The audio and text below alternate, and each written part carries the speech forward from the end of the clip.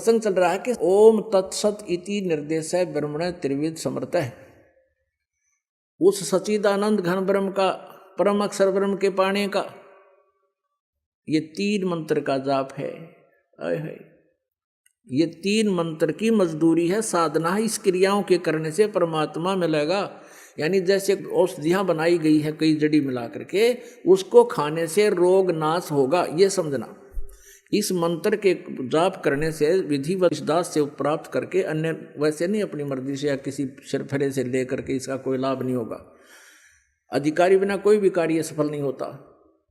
तो इस दास से लेकर के तुम इसका जाप करोगे तो आपका जन्म और मरण का ये रोग कटेगा और परमात्मा मिलेगा, स्वस्थ हो जाओगे। अपने आत्मा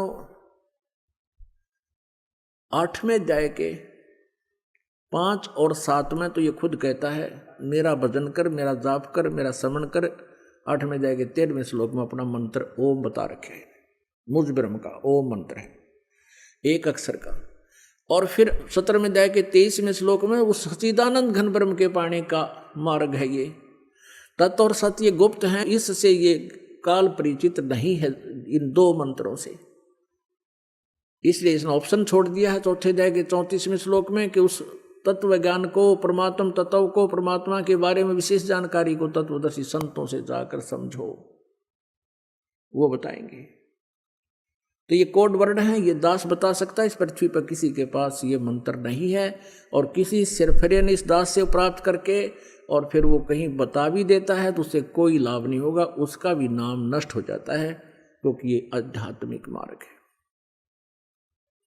और काल ये चाहता है कि कोई 1-2 ऐसा सिरफरा तैयार कर दूं जो औरों का विनाश कर दे। लेकिन अब आप समझदार हो, शिक्षित हो, अब इस भूल को नहीं करना।